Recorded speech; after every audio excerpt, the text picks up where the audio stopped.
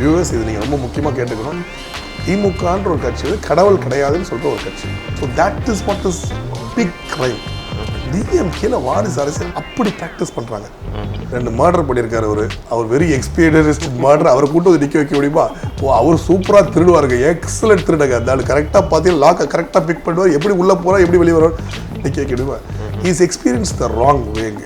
எவ்வளோ ஸ்கேம்ஸ் பாருங்கள். ஒருத்தர் இப்படி மாதிரி டிக் கொடுங்க. நாங்கள் டாட்டா கூட பிரச்சனை, ராமச்சந்திரா மெடிக்கல் காலேஜ் கூட இனிஷியலாக பிரச்சனை இருந்துச்சுன்னு நினைக்கிறேன். அவங்க இப்போ இந்த ஏர்செல் மேக்ஸஸ் உங்களுக்கு தெரியும்னு நினைக்கிறேன். அப்புறம் இது என்னது இந்த டெலிஃபோன் எக்ஸ்சேஞ்ச் ஸ்கேமு. ஐ மீன் எந்த உலகத்துலையாவது இந்த மாதிரி ஒருத்தர் உங்கள் மேலே ஒரு கேஸ் இருந்தால் நிற்க விடுவாங்களா எலெக்ஷனில்?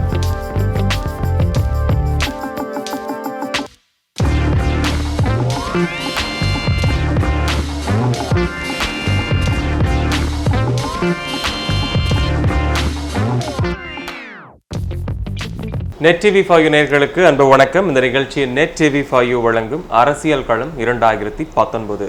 தமிழகம் 39 தொகுதிகள், புதுவை 1 தொகுதி உட்பட 40 தொகுதிகளுக்கான பாராளுமன்ற தேர்தலை தமிழகம் மற்றும் புதுவை எதிர்நோக்கி இருக்கக்கூடிய இந்த தருணத்தில் கள நிலவரங்கள் எப்படி இருக்கு, களத்தில் போட்டியிடும் வேட்பாளர்களின் மனநிலைமை என்ன அப்படிங்கிறத நம்ம தொடர்ந்து பார்த்துட்டு வரோம். அந்த வகையில் இன்னைக்கு நம்ம பார்க்க போகிற தொகுதி, எந்த தொகுதியினுடைய வேட்பாளர் எந்த கட்சியை சார்ந்தவர்னு பார்த்தோன்னு சொன்னால், இந்த தொகுதி அடிப்படையிலேயே ஒரு விஐபி தொகுதி.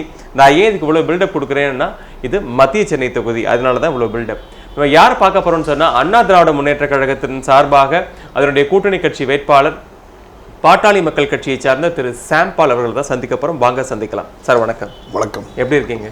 நல்லா இருக்கேன். மிகச்சிறப்பு. உங்களுடைய வெற்றி வாய்ப்புகள் குறித்து தான் என்னுடைய முதல் கேள்வி. நீங்கள் தேர்தலுக்கு புதிதல்லவா, எம்பி தேர்தலுக்கு நீங்கள் புதிது, உங்களுடைய வெற்றி வாய்ப்புகள் எப்படி இருக்குன்னு நினைக்கிறீங்க? ரொம்ப பிரகாசமாக இருக்குங்க. ஐ மீன் 2 விஷயம் என்னென்னா, first of all alliance partners அனைத்து இந்திய அண்ணா திமுக தலைமையிலான அந்த கூட்டணிங்கிறது ரொம்ப ஒரு பலமான கூட்டணியாக ஃபார்ம் ஆயிருக்குது. அது ஒரு பெரிய ஸ்ட்ரென்த் எங்களுக்கு. அது தவிர பார்த்தீங்கன்னா lot of resentment towards the opposition also. ஏன்னா கரப்ஷன் சார்ஜஸ் அந்த மாதிரி சார்ஜஸ்னால லாட் ஆஃப் ரெசென்ட்மெண்ட் டுவர்ட்ஸ் மக்களுக்கு வந்து ஒரு அதிருப்தி இருக்குது, ஒரு வெறுப்பு இருக்குது. இந்த மாதிரி எல்லா பொலிட்டிஷியன் இப்படி தான் பண்ணுறாங்கன்ற ஒரு வெறுப்பு இருக்குது. ஸோ கண்டிப்பாக ரொம்ப பாசிட்டிவாக இருக்குது. இன்ஃபேக்ட் ஒரு நல்ல மார்ஜின்லேயே வின் பண்ணிடுவோன்றது இன்டெலிஜென்ஸ் ரிப்போர்ட்டில் வந்திருக்கு. சொன்னீங்க உங்களுடைய கூட்டணி பலம் அப்படிங்கிற வார்த்தையை ரொம்ப அழகாக சொன்னீங்க. ஆனால் இந்த கூட்டணியே ஒரு தவறான கூட்டணின்னு தொடர்ந்து எதிர்கட்சிகள் பிரச்சாரம் பண்ணிட்டு இருக்காங்களே, அதை பற்றி என்ன நினைக்கிறீங்க? அவங்களுக்கு வேறு வழி இல்லை. அது மாதிரி சொன்னால் தான் நாங்கள் வேறு how do you tackle some, அவங்களையும் குறை சொல்ல முடியாது. ஏன்னா இப்போ இவ்வளோ பலமாக ஒரு கூட்டணி ஃபார்ம் ஆகும்போது how do you tackle it. ஏன்னா இங்கே ரொம்ப ஹம்பிளாக இருக்கார், இங்கே சிஎம் ஒரு ஹம்பிளாக இருக்கார். அவருக்கு ஒன்றும் ஒரு பெரிய எதிர்பார்ப்பு இல்லை. அவர் மக்களுக்கு என் கூட கேம்பெயின் பண்ணும்போது ஜாலியாக என் கூட சிரிச்சு பேசுகிறாரு. டெப்டி சிஎம் அப்படி தான் இருக்காரு. இப்போ எதிர்த்தாப்பில் இருக்கிறவங்களெல்லாம் நீங்கள் மீட் கூட பண்ண முடியாது லைஃப்லேயே. என்னைக்காவது ஒரு நாள் மீட் பண்ணால் இப்போ இந்த எலெக்ஷன் போது அப்படி நடந்து போகும்போது எங்கேயாவது பார்த்தா தான் உண்டே தவிர. ஸோ அவங்களுக்கு ஒரு அதிருப்தி இருக்குது இவங்க மேலே. ஏன்னா எப்படி இவங்களை டேக்கிள் பண்ணுறது, இவங்களை எதுவும் தவறாக சொல்ல முடியாது அப்படின்னு சொல்லிட்டு அதனால இந்த மாதிரி ஏதாவது வந்து எங்களை பார்த்துட்டு. மத்திய சென்னை வந்து நீண்ட காலமாகவே திமுக அவசம் இருந்தது. கடந்த 2014 தான் அண்ணா திராவிட முன்னேற்ற கழகம் வெற்றி பெற்ற ஒரு தொகுதி. இப்போ நீங்கள் மக்களை சந்திக்கும் பொழுது மக்கள் எந்த மாதிரியான குறைகளை உங்களிடம் முன்வைக்கிறாங்க? இப்போ பார்த்தீங்கன்னா மெயினாக பார்த்தீங்கன்னா 6 எம்எல்ஏ இருக்கிறது பார்த்தா டிஎம்கே எம்எல்ஏஸ் தான் இருக்குது. போன தடவை வந்துட்டு 2016 மெயினாக ஆன்டி இன்கம்பன்சியில் வந்துட்டாங்க உள்ள. ஆனால் 6 எம்எல்ஏ எந்த பர்ஃபார்மன்ஸுமே பண்ணாமல் இருக்கிறாங்க. பார்த்தீங்கன்னா மெயினாக ஸ்டேட் சப்ஜெக்ட்ஸ் கன்கரண்ட்லியும் சென்ட்ரல் சப்ஜெக்டில், ஸ்டேட் சப்ஜெக்டில் அடிப்படை லோக்கலில் வந்துட்டு ஒரு ட்ரைனேஜ் ஒர்க் பண்ணுறது கிடையாது, ஒரு கார்பேஜ் கிளியரன்ஸ் சரியாக பண்ணுறது கிடையாது, மஸ்கிட்டோ ப்ராப்ளம்ஸ் ஹேண்டில் பண்ணுறது கிடையாது, மக்களை 6 பேர் மீட் பண்ணுறது கிடையாது. அது கூட தண்ணி பிரச்சனை பெரிய இஷ்யூவாக இருக்குது. ஸோ இந்த மாதிரி நிறைய இஷ்யூஸ் வந்து அவங்க லோக்கலில் வந்து அவங்களால போய் எதுவும் பண்ண மாட்டாங்க, எந்த எனி கைண்ட் ஆஃப் ஆக்ஷன் எடுக்க மாட்டாங்கன்றது ஒரு பெரிய அதிருப்தியாக இருக்காங்க அந்த 6 எம்எல்ஏ மேலே. அதிமுக பாமக கூட்டணி அப்படிங்கறது எதிர்கட்சிகள் ஒரு பக்கம் விமர்சனம் பண்ணிட்டு இருந்தாலும் பாமகக்குள்ளே நிறைய பேருக்கு அதில் ஒரு பெரிய உடன்பாடு இல்லையோ அப்படிங்கிற மாதிரியான ஒரு தோற்றம் உண்டாயிருக்கேன். அதை பற்றி என்ன சொல்றீங்க? அதெல்லாம் ஒன்றுமே இல்லைங்களேங்க. இப்போ நானும் பாமக ஆளு தான். நான் வந்துட்டு இப்போ 2.5 years அங்கிள் கூட இருக்கிறேன். அங்கிள் தான் டாக்டர் ராமதாஸ் கூட இருக்கிறேன், அன்புமணி அண்ணா கூட இருக்கிறேன். There is no resentment from our side. எங்கள் கூட we are very happy. It's natural alliance சொல்கிறாங்க. ஏன்னா அவங்களும் ரொம்ப ஹம்பிளாக இருக்கிறாங்க, நாங்களும் இருக்கோம். கொள்கைகளில் கொஞ்சம் வேறுபாடு இருக்குது எங்களுக்கும் அவங்களுக்கும். பட் அஃப்கோர்ஸ் அது ஒன்றா ஒர்க் பண்ணி உள்ளேருந்து நாங்கள் அதை அச்சீவ் பண்ணணும்னு ட்ரை பண்ணுறோம், நாங்களும் எங்களோட குறிக்கோளை. பட் ஹேவிங் செட் தட் நிறைய பேருக்கு அது ஒரு பெரிய பொறாமையாகிடுது. என்ன இவங்க ஐ மீன் இப்போ இங்கே எப்படின்னு ஆயிடுச்சு, நாங்கள் இப்போது PMK is the 3rd biggest party. இப்போது டாப் 3 பார்ட்டிஸ் எடுத்துக்கிட்டோம்னா ADMK first party, DMK, PMK. இப்போ பிஎம்கே வந்துட்டு ஏடிஎம்கே கூட ஜாயின் பண்ணிடுச்சுன்னு வச்சுக்கோங்களேன், அப்போ டிஎம்கே காரங்க வருத்தப்படுறாங்க. ஸோ அந்த மாதிரி ஒரு அது மக்களுக்கும் தெரிஞ்சு போச்சு, ஓஹோ அதனால தான் இப்படி இந்த மாதிரி பண்ணுறாங்க அப்படின்ட்டு. கலைஞருக்கு அப்புறம் திமுக ஓட்டும் ரொம்ப இறங்கி போயிருச்சு. இப்போ இந்த ஆர்கே நகர் எலெக்ஷனில் பார்த்தீங்கன்னா அவங்க டெபாசிட் கூட வாங்கலை. ஸோ எங்களுக்கும் அந்த மாதிரி ஒரு அலையன்ஸில் இருக்கிறதுக்கும் விருப்பம் இல்லை. திமுக தலைவர் திரு ஸ்டாலின் அவர்கள் வந்து பாமக கூட ஏற்கனவே கூட்டணி மிக முயற்சி பண்ணியிருந்தாரா 2019 பாராளுமன்ற தேர்தலில்? கண்டிப்பாக ரொம்ப முயற்சி பண்ணாங்கன்னு தானுங்க. எல்லாரும் இடத்துலையும் அவர் எல்லா இடத்துலையும் பார்க்கணுன்னு நாங்கள் நிறைய இடத்துல தூது விட்டு அமிச்சாங்க, நிறைய பேர்கிட்ட பேசினாங்க. கண்டிப்பாக பண்ணிட்டு தான் இருந்தாங்க. அவர் அவங்களுக்கு ரொம்ப ஆசை நாங்கள் அந்த சைடில் வந்துடணுன்ட்டு. ஏன்னா நாங்கள் ஒரு பெரிய பலம், எஸ்பெஷல் நார்தர்ன் பெல்ட்ஸ்லாம் நல்ல பலம். அட்லீஸ்ட் 6 to 9%, 10% மேலே எங்களோட ஓட் பேங்க். ஓவரால் எடுத்தாலே 8 to 9% ஓட் பேங்க் வந்துடும்.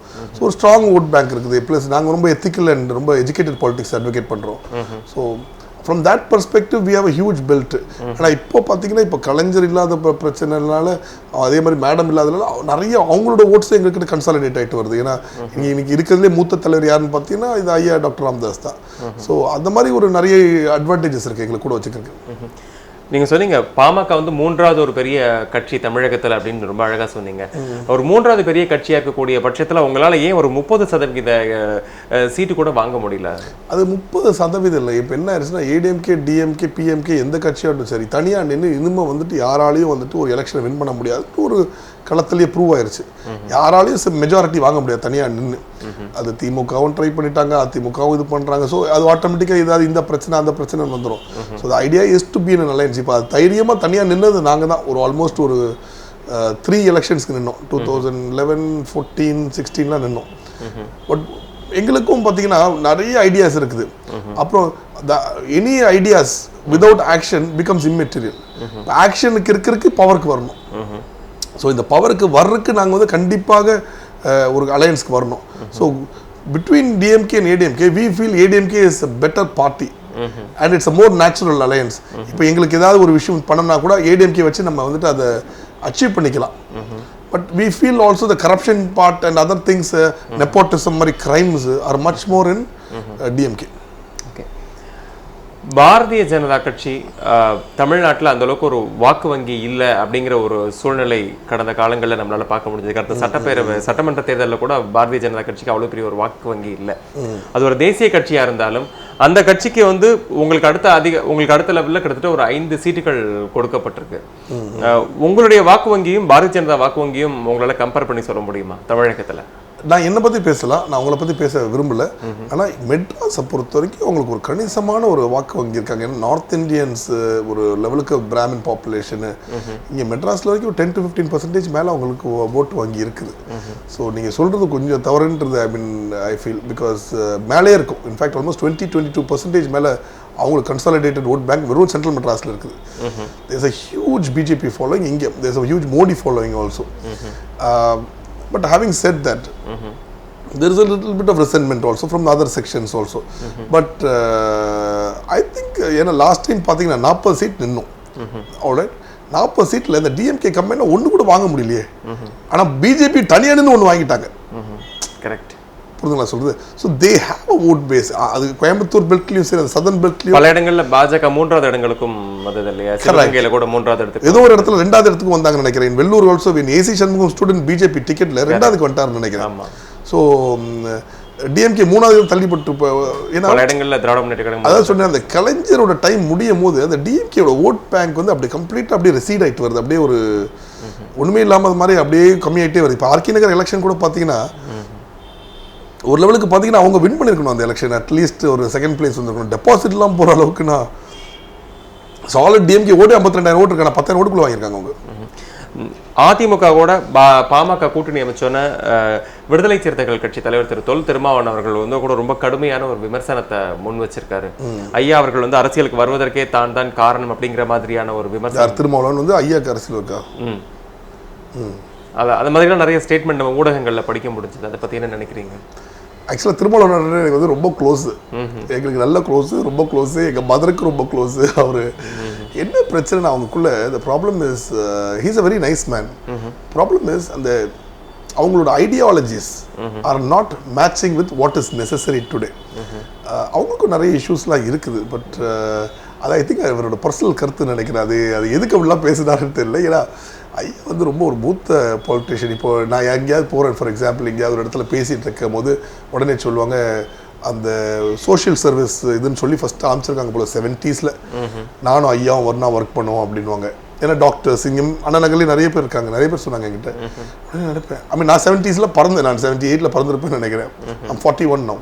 So I don't think Thirumalavans age also comes into play for IAS இது. ஸோ எக்ஸ்பீரியன்ஸ் ஸோ இவரோட ஏஜும் அவரோட எக்ஸ்பீரியன்ஸும் ஒன்றா இருக்கும்னு என்னோட feeling. So I don't think அது அவங்களுக்குள்ளே என்ன ஆயிடுதுன்னா இப்போ அது ஒரு மாதிரி ஒரு சொல்லக்கூடாது, ஒரு மாதிரி ஒரு டர்ட்டி பாலிடிக்ஸ்ன்றாங்க. இப்போ இந்த காலத்தில் என்னன்னா, இப்போது நீங்களும் நானும் ஏத்தாப்புல ஒரு களத்தில் நிற்கிறோம். நம்ம என்ன பண்ணணும், நீங்கள் உங்களோட பாலிசிஸை சொல்லணும், நான் என்னோட பாலிசி. நீங்கள் எவ்வளோ ஹார்ட் ஒர்க் பண்ணுறேன்றீங்க, நான் எவ்வளோ ஹார்ட் ஒர்க் பண்ணுறேன்னு சொல்லி இது தானே இன்டர்வியூக்கு போனோம். ஒரு இன்டர்வியூக்கு போகிறோம், இது ஒரு இன்டர்வியூ மாதிரி நடத்தணும்.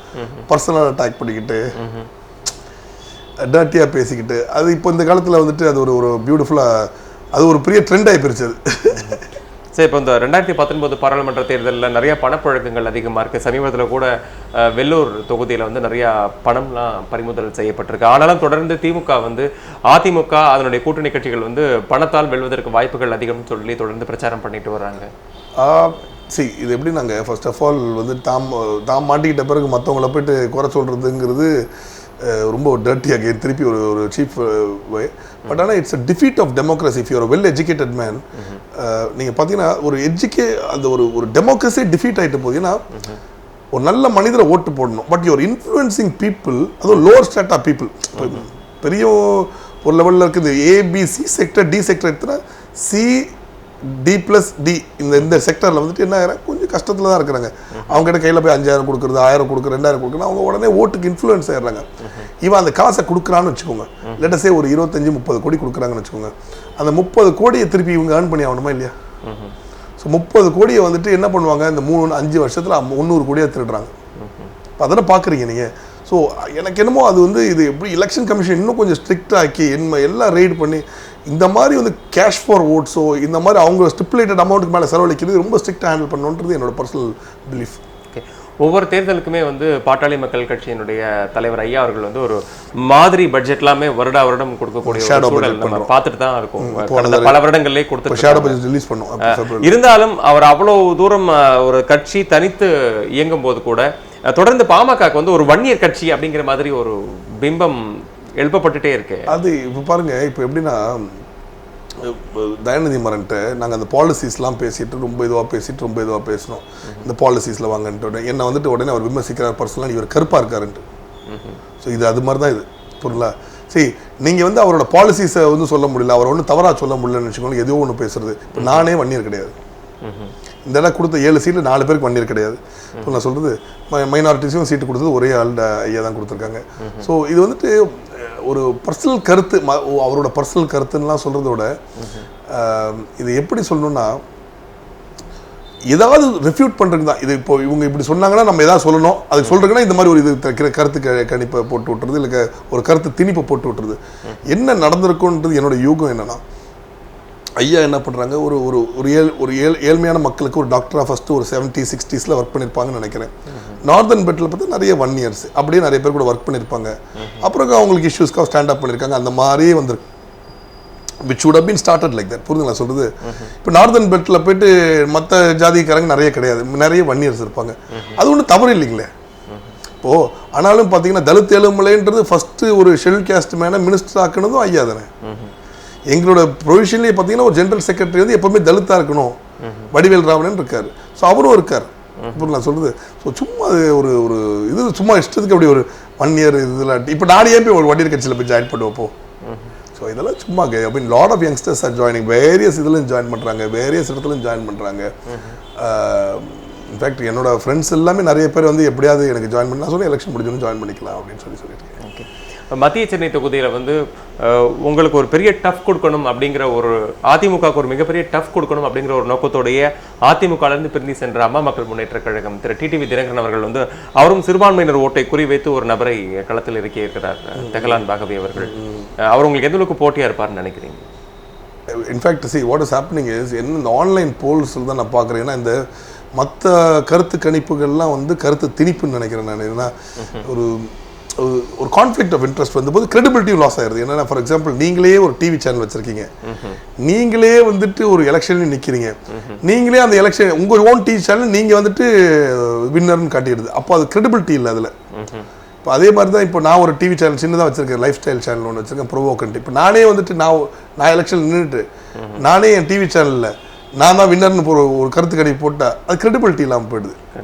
ஸோ நிறைய டிவி சேனல்ஸோட இது கருத்துக்கள். ஆனால் ஆன்லைன் போல்ஸில் என்ன பார்த்தீங்கன்னா அவரை தான் செகண்ட் பிளேஸில் காட்டுறாங்க, மோர் தென் தயாநிதி மாறன். ஏன்னா என்ன ஃபர்ஸ்ட் பிளேஸ் கொடுத்து 70% கொடுக்குறாங்க, செகண்ட் வந்துட்டு அது கொடுத்தாங்க. எதோ ஓட்டு யார் பேர் வச்சு ஒரு லிஸ்ட்டு, ஒரு 50,000 பேர் ஓட் பண்ணியிருக்காங்கன்னு வச்சுக்கோங்களேன். யார் ஓட் பண்ணியிருக்கா, எந்த இடத்துல ஓட் பண்ணியிருக்காங்க, எல்லாம் சென்ட்ரல் மெட்ராஸில் வந்து அலோவ் பண்ணுறாங்க ஓட் பண்ணுறது ஃபேஸ்புக்கில். ஸோ இதில் வந்துட்டு பார்த்தீங்கன்னா எனக்கு தான் லீட் கொடுத்துருக்காங்க. அதில் பார்த்தீங்கன்னா நடுவில் வந்துட்டு மிஸ்டர் தயாநிதி மாறனுக்கு நான் நினச்சேன் ஏன் அவருக்கு ஓட்டு விழும். ஏன்னா மெயின் லாட் ஆஃப் ரெசன்மெண்ட் டுவர்ட்ஸ் இந்த ஸ்கேம்ஸ் கேம்ஸ் வருது பாருங்க, வந்தோடனே லாட் ஆஃப் ரெசன்மெண்ட் ஐ திங்க். அதனால தான் அவர் தான் செகண்டில் ஃபினிஷ் பண்ணுவார் என்னோட ஃபீலிங். அதாவது அம்மா மக்கள் முன்னேற்ற கழகம் 2ஆம் இடத்திற்கு வருவதற்கான வாய்ப்புகள் பிரகாஷ் மோர் தென் தயாநிதி மாறன் ஃபார் ஷூர். தயாநிதி மாறன் அவர்களுக்கு வந்து ஏற்கனவே களத்தில் அனுபவம் இருக்கு, மத்திய சென்னை மக்களுக்கு நன்கு அறிமுகமானவர், அவர் ஏற்கனவே மினிஸ்டராகவும் இருந்திருக்கக்கூடியவர். அவ்வளோ ஒரு எக்ஸ்பீரியன்ஸ்டான ஆளை எதிர்கொண்டு களமிறங்கும் போது உங்களுக்கு ஏதாவது ஒரு என்ன மாதிரியா நீங்க ஃபீல், என்ன எக்ஸ்பீரியன்ஸ் இருக்கு அவருக்கு நினைக்கிறீங்க? அவர் ஏற்கனவே இருமுறை வென்றவர் இல்லையா இதே தொகுதியில்? ஆக்சுவலாக வந்துட்டு ஃபர்ஸ்ட்ல என்ன நினச்சேன்னா ஒரு யாரையுமே கிரிட்டிசைஸ் பண்ணக்கூடாது அப்படின்ட்டு. இது எப்படி ஆயிடுச்சு நான் நினச்சிக்கோங்களேன், 2 மர்டர் பண்ணியிருக்காரு அவர் வெரி எக்ஸ்பீரியன்ஸ்ட் மர்டர். அவரை கூட்டு வந்து நிற்க வைக்க முடியுமா? அவர் சூப்பராக திருடுவாருங்க, எக்ஸலண்ட் திருடுங்க. அந்த கரெக்டாக பார்த்தீங்கன்னா லாக்கை கரெக்டாக பிக் பண்ணுவார், எப்படி உள்ளே போகிறார் எப்படி வெளியே வருவார் நிற்க வைக்க முடியுமா? ஹீஸ் எக்ஸ்பீரியன்ஸ் த ராங் வேங்க. அவருக்கு அந்த எத்திக்ஸ்கல்லாக பிஸ்னஸ், அந்த எத்திக்கல் பாலிடிக்ஸ் பண்ணுறதுக்கு அவருக்கு அது பண்ணலை.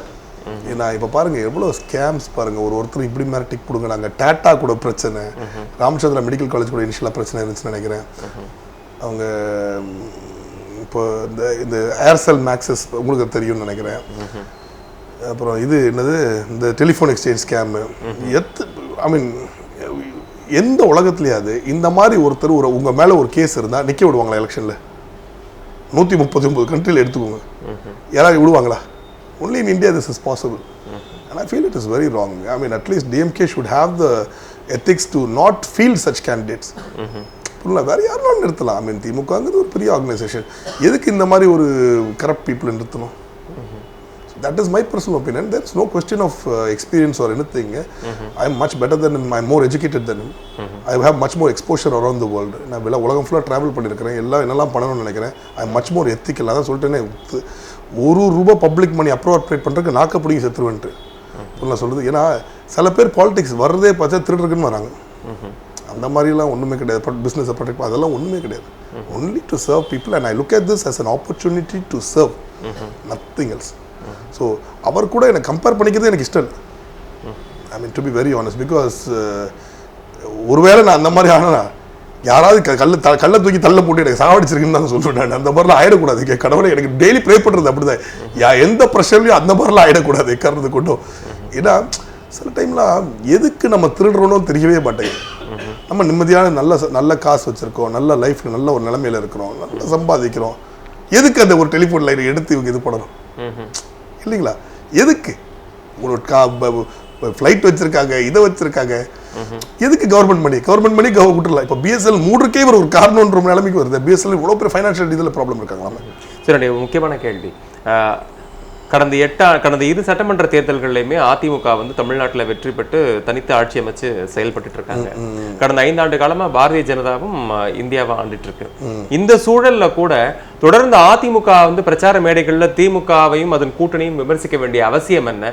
அதே போல திமுகவும் வந்து ஒரு ஆக்கப்பூர்வமான ஒரு குற்றச்சாட்டுகளை முன்வைக்கிறதா? இந்த 2 கேள்விக்குமே நீங்க எனக்கு கம்பேரிட்டிவா பதில். ஃபர்ஸ்ட் வந்து பாத்தீங்கன்னா the question is a little infructuous because நீங்க வந்து அதிமுக கிட்ட தான் கேட்கணும். என்ன கேட்டு ஒரு நீங்க வந்து நீங்க அதிமுகவுடைய ஒரு மிகப்பெரிய அங்கம் இல்லையா?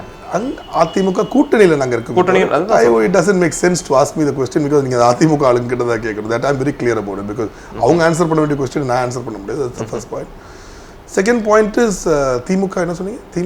திமுக வந்து இன்னைக்கு ஒரு மிகப்பெரிய குற்றச்சாட்டை முன் வச்சு. என்ன குற்றச்சாட்டு? ஆளுங்கட்சியினுடைய செயல்பாடுகளாக இருக்கட்டும், மத்திய அரசாங்கமாக இருக்கட்டும், இல்லை மாநில அரசாக இருக்கட்டும், ஒரு பிரத்யேகமான குற்றச்சாட்டுகளை முன் வைக்கிறாங்களான்னு கேட்கிறேன் நான். ஏன்னா ஸ்டாலின் அவர்கள் வந்து தொடர்ந்து வந்து அம்மாவுடைய மரணத்துல மர்மம் இருக்கு, நான் ஆட்சிக்கு வந்த உடனே உடனே விசாரணை பண்ணுவேன். இது பிறகு என்னன்னா when we are educated இல்லைங்க, see மாசஸ் வந்துட்டு நீங்க என்ன பண்ணணும், ஒரு மனசுல பயம் காட்டி விடணும். ஓ இப்படி பண்ணிட்டாங்க அப்படி ஒரு சென்சேஷனலைஸ்ன்றாங்க நியூஸ். சில பேர் பார்த்தீங்கன்னா சென்சேஷனலைஸ் பண்ணுவாங்க news. If I'm not mistaken N Ram I think Hindu editor என்ன ஒரு நாள் ஒரு மீட்டிங்ல சொன்னாரு, you should report, you should not சென்சேஷனலைஸ்ன்னார். அது மாதிரி தான் திமுகக்கு ஏதாவது சென்சேஷனலைஸ் பண்ணி விட்டுருணும். ஓ அம்மா சாப்பிட மர்மம் இருக்கு, எங்க அத்தனை டாக்டர்ஸ் இருக்காங்க, எய்ம்ஸ்லேருந்து டாக்டர்ஸ் வந்துட்டு போனாங்க, ஏதாவது ஒன்றாவது இருக்கு. அது அவங்க இன்ஃபேக்ட் அவங்க ஏதோ சாப்பிட்றதோ ஜூஸ் குடிக்கிற மாதிரி வீடியோ கூட வந்துருச்சு. அது டிடிவி தான் ரிலீஸ் பண்ணது. ஸோ இதுக்கும் ஏடிஎம்கே என்ன பண்ணுறாங்க, அதுக்கு ஒரு ரிட்டையர்ட் ஜட்ஜில் ஒரு கமிஷனும் போட்டுறாங்க. கரெக்டுங்களா இல்லையா? இதுக்கு மேலே என்ன பண்ண முடியும்? பாமகவை சார்ந்த திரு அன்புமணி ராமதாஸ் அவர்கள் வந்து தொடர்ந்து ஸ்டாலின் அவர்களை வந்து திமுக தலைவர் அவர்களை வந்து சேலஞ்ச் பண்றாங்க, ஒரே மேடையில் விவாதம் பண்ணலாம் அப்படின்னு சொல்லி. இன்னைக்கு வரைக்கும் திமுக இதுக்கு ரெஸ்பான்ஸ் இல்லை. இதுக்கு என்ன காரணமா இருக்கும்னு நினைக்கிறீங்க? இது திருப்பி ஆகுது. இது உங்களுடைய கட்சி சார்ந்த கேள்வி. எஸ்கேப் திருப்பி அவங்க ஆன்சர் பண்ணி என்னட்டே கேட்டீங்கன்னா நான் புரிஞ்சு போய் சொல்லு. திமுக பாமக வந்து தொடர்ந்து திமுக தலைவரை வந்து கூப்பிட்டு இருக்காங்க. ஏன்னா திராவிட முன்னேற்ற கழகம் வந்து தொடர்ந்து பாமக மேல குற்றச்சாட்டு வைக்கும் போது பாமகவுடைய துணைத் தலைவர் இல்லைங்க, நாங்க என்னைக்குமே இனி கூட நாங்க தந்தி டிவியில தயாநிதி மாறன் எனக்கும் டிபேட்டு. ஏன்னா we are educated people. அதுவும் நான் வந்து நிறைய படிச்சிருக்கேன், எம்இ பிஹெச்டி பிஎல் எல்லாம் கவர்மெண்ட் காலேஜில் படிச்சுட்டேன், லாவும் கவர்மெண்ட் காலேஜில் படித்தேன். ஸோ ஃபுல்லாக ப்ரிப்பேர்டாக பிச்சு பீஸாக இருப்பேன். புதுல சொல்கிறது லாஸ்ட் 50 years டேட்டா அட்வைஸ் பண்ணி பச்சு பக்கா வச்சுருந்தேன். வரவே இல்லை, லாஸ்ட் மினிட்ல கேன்சல் பண்ணிட்டாரு. See, the idea is to debate. கரெக்டுங்களா இல்லையா? The idea is to put your ideas across. So உங்களுக்கு கெப்பாசிட்டி இல்லை. ஒன்லி இன்னைக்கு என்னன்னா அந்த உதயசூரியன் ஒரு டோக்கனில் நின்று நீங்கள் எதாவது வின் பண்ணலான்னு நினைக்கிறீங்களே தவிர உங்களுக்கு சொந்தமாக உங்கள் மேலே ஒரு இது இல்லையே, பிலீஃப் இல்லையே. ரொம்ப சிறப்பாக பதில் சொன்னீங்க. உங்களுடைய வெற்றியினுடைய வாக்கு சதவீதம் எந்த அளவுக்கு இருக்கும்னு எதிர்பார்க்குறீங்க 2019? ஒரு இன்டெலிஜென்ஸ் ரிப்போர்ட் ஒன்று எடுத்தவங்க. சில இப்போ ஒரு தொகுதியிலும் கொஞ்சம் டிஃப்ரென்ஸ் இருக்குதுங்க. ஆனால் ஓவரால் பார்த்தீங்கன்னா இப்போ என்ன பண்ணிட்டாங்கன்னா, இப்போது திமுகவோட மெயின் கொள்கை என்ன, தேர் ஆல் பெரியார் ஃபாலோவர்ஸ். கரெக்டுங்களா இல்லைங்களா? அவங்க என்ன சொல்கிறாங்க, கடவுளே கிடையாதுன்ட்டு. கடவுள் கிடையாது. ஸோ வியூவர்ஸ் இது நீங்கள் ரொம்ப முக்கியமாக கேட்டுக்கணும். திமுகன்ற ஒரு கட்சி வந்து கடவுள் கிடையாதுன்னு சொல்கிற ஒரு கட்சி. அது அவங்களோட பர்சனல் பிலீஃப், அதில் நாங்கள் உண்மையை சொல்ல வரதில்லை. ஆனால் நீ கடவுள் கிடையாதுன்னு சொல்லிட்டு ஒரு மாஸ்குலையும் ஒரு சர்ச்சிலையும் ஏறி அவங்களோட அங்கே இருக்க பாஸ்டர்ஸு, அங்கே இருக்கிற இமாம்ஸு, அங்கே இருக்கிறவங்க அந்த பிஷப்ஸ் எல்லாரையும் பார்த்து எனக்கு ஓட்டு போடுங்க அப்படின்னு கேட்குறது ஒரு முரண்பாடாக இல்லையா? ஸோ இன்னைக்கு என்ன பண்ணிட்டாங்கன்னா, அவங்களுக்கு வந்து நியூட்ரல் ஓட்டர்ஸும் சரி, அவங்களுக்கு வந்து எங்களோட ஆளுங்களும் சரி யாரும் ஓட்டு போட மாட்டாங்க. அவங்களுக்கு என்ன நினச்சிட்டாங்க, இப்போ ஒரே சான்ஸ் என்னன்னா மைனாரிட்டி ஓட்ஸை கன்சாலிடேட் பண்ணிக்கலாம் அப்படின்னு ஒரு ஆசை வந்து போச்சு. கண்டிப்பாக நடக்காது. யாருமே இந்த மாதிரி ஒரு கரப்ட் பர்சனுக்கு போட மாட்டாங்க. இப்போ நான் சொல்ல, they all want young blood, they all want educated people, nobody wants, they're all fed up with ஃப்ராடுன்னு சொல்லக்கூடாது, பட் சம் சிமிலர் வேர்டு நீங்கள் தான் என்ன யூஸ் பண்ணலாம்னு தெரியல எனக்கு. அது with corrupt people like this. So அடுத்த கேள்வி சார், நீங்கள் ஒரு நல்ல படித்தவர், அதிகம் படித்தவர், ஒரு இளம் வயது ஒரு வாலிபர், உலகம் சுற்றிய வாலிபர் அப்படின்னு கூட சொல்லலாம் அவங்கள. வாலிபர் இல்லைங்க, 41 வயசு. 41 வயசும் வாலிப வயசு தானே. அது டிஎம்கேல மட்டும் தான் அப்படி இருக்கு, மற்றதெல்லாம் எங்கேயுமே வாலிபர் கிடையாது. டிஎம்கேல பார்த்தீங்கன்னா 80 வயசு வரைக்கும் வாலிபர், அவரே ஒருத்தர் தான் வாலிபர் அப்படி ஆயிடுது. பட் இங்கே அப்படிலாம் இல்லை. பட் தொடர்ந்து வாரிசு அரசியல் நாங்கள் செய்ய மாட்டோம் அப்படின்னு சொல்லி உங்களுடைய கட்சியினுடைய தலைவர் வந்து ஆரம்ப காலகட்டத்தில இருந்தே ஸ்டேட்மெண்ட் கொடுத்துட்டு இருக்காங்க. வாரிசு அரசியலை துணிந்து எதிர்த்தவரும் கூட பாமக தான் ஆரம்ப காலகட்டத்திலேயே. ஆனா திராவிட முன்னேற்ற கழகமா இருக்கட்டும், அண்ணா திராவிட முன்னேற்ற கழகமா இருக்கட்டும், இந்த 2019 பாராளுமன்ற தேர்தலில் அதிகப்படியான சீட்டுகளை வந்து தங்களுடைய வாரிசுக்கு ஒதுக்கி இருக்கிறதா எல்லா கட்சியினருமே பேசிட்டு இருக்காங்க. This is a big subject. நீங்க கூகுள் பண்ணி பார்க்கணும் இது ஃப்ரீன்ட்டு. நெப்போட்டிசம்னு ஒரு வேர்ட் இருக்கு. So nepotism is the greatest கிரைம்ங்கிறான். 2 பெரிய கிரைம் சொல்றாங்க உலகத்துல, which has led to lot of deaths, murders. உலகத்துல இந்த லாஸ்ட் 2000 years பார்த்தீங்கன்னா, one is nepotism, one is the state religion combine பண்ணது, the government religion combine பண்ணது. This is the second crime. அது ஃபர்ஸ்ட் கிரைம் நெப்போட்டிசம்னா என்ன ஆயிடுதுன்னா, என்ன மீனிங்னா, நான் இருக்கிறேன், நான் எனக்கு வேண்டப்பட்டவங்களுக்குலாம் ஃபேவர் பண்ணுறேன். சரிங்களா? இப்போ நீங்கள் என்னோட பிரதர் வச்சுக்கோங்க, உங்களுக்கு ஒரு போஸ்ட்டு, நீங்கள் ஒரு கசின் பிரதர், நீங்கள் உங்களுக்கு ஒரு போஸ்ட், இது மாதிரி என்னோட ரிலேட்டிவ்ஸ்க்குலாம் ஃபேவர் பண்ணுறது நெப்போட்டிசம்ங்கிறாங்க. ஸோ நெப்போட்டிசம்லேயே highest form of nepotism is called dynasty பாலிடிக்ஸுங்கிறாங்க. இப்போ டைனஸ்டி பாலிடிக்ஸ் பண்ணும்போது ஃபாதர் சன் கிராண்ட்சன் அப்படின்னு ஆயிடுச்சுன்னா இவங்க என்ன பண்ணுறாங்க, அவ்வளோ ஃபண்ட்ஸ் அப்ரோப்ரியேட் பண்ணி வச்சுருக்காங்க. அந்த ராஜா காலத்து ஸ்டைலில் போயிடுது. So on birth you are going to become a minister or MP. Not because you are a hard working man, not because you are knowledgeable, not because you are willing to do a lot of things for the needy. உனக்கு ஒண்ணுமே தெரியாம இருக்கலாம், நீ சரியான தத்தியா இருக்கலாம், நான் சொல்றது தயநிதி மாறன் மாதிரி. பட் நீ on birth you will become MP. புரியல சொல்றது? So that is what is big crime. டிஎம்கேல வாரிசு அரசியல் அப்படி ப்ராக்டிஸ் பண்றாங்க. See, இப்போ இன்னொரு விஷயம், ஸ்டாலின் ஒரு எடுத்துக்கோங்க. அந்த அண்ணன் இருக்காங்களே, அவங்க அந்த அண்ணன் வந்துட்டு 1978-79 எங்கள் அம்மா ஒரு நாள் வெளியே நின்றுருந்தாங்களா, ஏற்ற வீட்டில் தங்கியிருந்த வாடகை வீட்டில். அப்போ நான் I think she was pregnant or she just had me, I was 1 year old or something like that. ஒரு நாள் வந்துட்டு அக்கா நீங்கள் தான் எனக்கு ஓட்டு போடணும்னு சொல்லி வந்து காலில் விழுந்து கட்டுவேன். இப்போ யாராவது அவர் ப்ளேம் பண்ண முடியுமா? இப்போ 41 years இருக்காரு எலெக்ஷன், யாராவது அவர் போய் வாரிசு அரசியல் சொல்ல முடியுமா? சொல்ல முடியாது. பட்டு அவர் ஃபுல் ஃபேமிலி வர வர வர வர இப்போ பாருங்கள், சென்னை சென்ட்ரல் எடுத்துக்கோங்க, முரசொலி மாறன், தயநிதி, அப்போ வேறு லீடரே இல்லையா இங்கே, வேறு யாருமே ஒரு ஸ்டேட்ஸ்மேன் இல்லையா அந்த ஊரில், அவங்க ஃபேமிலி ஒண்டி தான் ரூல் பண்ணணுமா? So that is a big crime. அது என்ன ஆகுதுன்னா, அந்த க்ரைமோட ஆஃப்டர் எஃபெக்ட் பார்த்தீங்கன்னா ஒரு டெமோக்ரஸி டிஃபீட் பண்ணிடுமா. அது அவங்க 500 கோடி 1000 கோடி சேர்த்து வச்சுருவாங்க. இப்போ கூட பாருங்கள், துரைமுருகன் 38 கோடி எடுத்தாங்கன்னா அவர் 8 வருஷமும் பவரில் இல்லை, 8-9 வருஷமும். அப்போ என்ன லெவலில் அடிச்சு வச்சுருப்பாங்க பாருங்கள் அந்த காலத்தில். கரெக்டாக இல்லைங்களா? ஸோ அதுதான் கேமே. ஸோ அந்த தட் ஷுட் ஸ்டாப். பட் அதிமுகவில் நீங்கள் பார்த்தீங்கன்னு வச்சுக்கோங்களேன், this seat was given by madam. இவர் வந்து சொந்தமாக ஒரு சீட் வாங்குறதோ அதெல்லாம் ஒன்றும் எனக்கு தெரிஞ்சில்லை. இவங்களாம் அந்த கழகம் இந்த மாதிரி பொறுப்பு இல்லை. நீங்கள் ஐ மீன் திமுக கம்பேர் பண்ணி this is outside the box think வச்சுக்கோங்க. அதிமுகவில் யாரும் இந்த ஹராஸ்மெண்ட் பண்ணுறது, இந்த வாரிசு அரசியலில் சிரிச்சிருவாங்க. ஏன்னா அங்கே கொண்டு மேடம் என்ன பண்ணுவாங்க, 2 times சீட் கொடுப்பாங்க, கூட அதில் சீட் கொடுக்க மாட்டாங்க. இது உண்மையா இல்லையான்னு உங்களுக்கு தெரியல. ஏன்னா அவர் கணபதி அண்ணன் மாணவர்கள் எம்எல்ஏ இருந்தாங்க, இப்போ டிடிவியில் இருப்பாங்கன்னு நினைக்கிறேன், ரொம்ப க்ளோஸ் ஃப்ரெண்ட் எனக்குலாம். அவர்லாம் 2 தடவை எம்எல்ஏ, அவ்வளோ தங்கமான மனுஷன். ஒரு யாரையும் தவற கூட நினைக்க மாட்டார். அவருக்கு கூட அதில் சீட்டு கொடுக்கல. எனக்கு அவர் ரொம்ப ஃப்ரெண்டு, 20 வருஷமா ஃப்ரெண்டு. புரியல சொல்றது? பட் அந்த மாதிரி வாரிசு அரசியல் ஏடிஎம்கேல கிடையாது. கடைசி 2-3 கேள்விகள். பாட்டாளி மக்கள் கட்சி வந்து கடந்த ஒரு சில ஆண்டுகளுக்கு முன்பு வரைக்கும் கூட அண்ணா திராவிட முன்னேற்ற கழகத்தை ரொம்ப கடுமையா விமர்சனம் செய்த ஒரு கட்சி. அண்ணா திராவிட முன்னேற்ற கழகத்தில் இருக்கக்கூடிய மினிஸ்டர்ஸ் மேல வந்து நிறைய கரப்ஷன் ரிப்போர்ட்லாம் எடுத்து தமிழ்நாடு கவர்னர் கிட்ட எல்லாம் சப்மிட் பண்ணாங்க.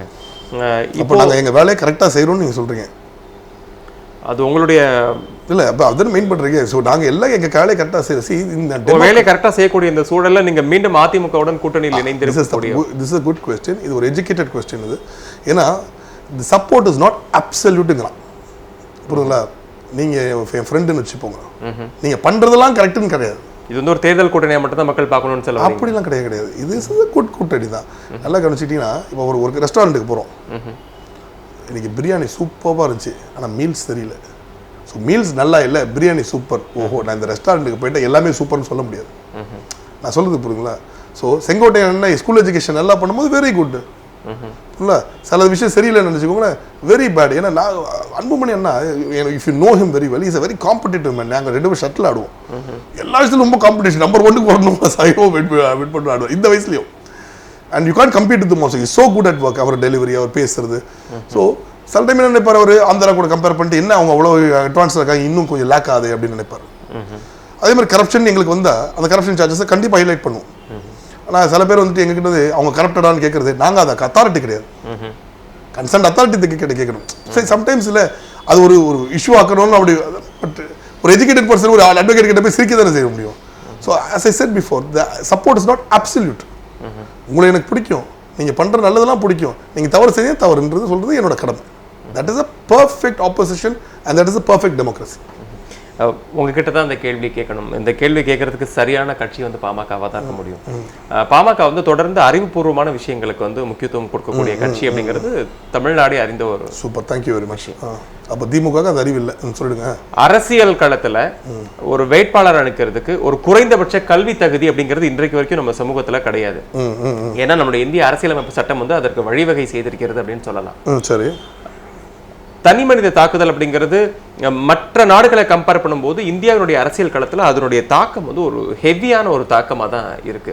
ஒரு தனி மனித விமர்சனத்தை தான் இன்னைக்கு முன் வச்சா அரசியல் பண்றாங்களே தவிர யாருமே ஒரு ஆக்கப்பூர்வமான, யாரும் சொல்றதை விட பெரும்பாலும் அப்படின்னு சொல்லலாம், ஒரு ஆக்கப்பூர்வமான ஒரு விமர்சனங்களை முன்வைக்கிறது இல்லை. இந்தியால வேட்பாளருக்கு ஒரு குறைந்தபட்ச கல்வி தகுதி, இதை பாமக வலியுறுத்துமா? அது நான் இது ரொம்ப யோசிப்பேங்க. சம்டைம்ஸ்ல நம்ம வந்து ஒரு ஃபேசிஸ்ட் கவர்மெண்ட்டும் ஆயிடக்கூடாது. புரியுதுங்களா சொல்றது? இப்போ ஒரு காமராஜர் இருந்தாரு, ஒரு கலைஞர் இருந்தாரு, ஒரு புரட்சி தலைவர் இருந்தாரு. So these are all great leaders. இவங்களாம் என்ன படிச்சிருக்காங்கன்னு உண்மையிலே எனக்கு தெரியாது. ஏன்னா நூன் மீல் ஸ்கீமை கொண்டு வந்தாருங்க, அது நூன் மீல் ஸ்கீமில் எக் கொடுக்குற கொண்டு வந்திருக்காங்க. ஏன்னா இதை ஸ்டடி பண்ணி பார்த்தீங்கன்னா அதனால எத்தனை பிள்ளைங்க பெனிஃபிட் ஆகினா, அதனால Tamil Nadu states become more progressive than the rest of the states.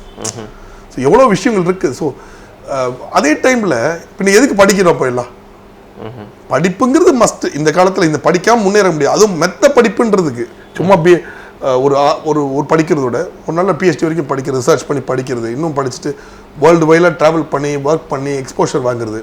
அப்போ அவங்க அந்த ஊரில் அப்படி பண்ணுறாங்க. நம்ம ஊரில் ஒரு சின்ன எக்ஸாம்பிள் சொல்கிறேங்க. நான் என்ன சொல்கிறேன், என் கான்ஸ்டிடியூவன்சியில் கம்ப்ளீட் டிரான்ஸ்பரன்சி அண்ட் ப்ரொஃபஷனலிசம் கொண்டு வந்துருவேன்றேன். சென்னை சென்ட்ரல் மெட்ராஸுங்கிறது ஒரு ஆப் ஆகிடும். லாக் பண்ணிங்கன்னா எவ்வளோ ஃபண்ட் அலோகேட்டடு, 6 கோடி ரூபா வருஷத்துக்கு அலோகேட்டடு, யாருக்கு யூஸ் பண்ணியிருக்கேன், யாருக்கு என்ன பண்ணுறேன்னு அந்த ஃபண்ட் அலோகேஷன் பார்த்துருவேன். ஒன்று.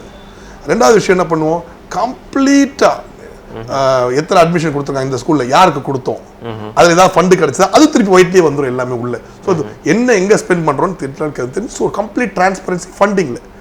அதே மாதிரி நாளைக்கு உங்களுக்கு ஒரு கார்பரேஷனில் பிரச்சனை, இவர் சென்ட்ரல் மெட்ராஸில் நீங்கள் கார்பரேஷனில் ஒரு கம்ப்ளைண்ட் அனுப்புறீங்க, ரெஸ்பான்ஸில் அந்த ஐடி நம்பரோட எனக்கு கொடுத்தீங்கன்னு வச்சுக்கோங்களேன், வித்தின் 3 years நாங்கள் ரிப்ளை வாங்கி கொடுத்துருவோம்.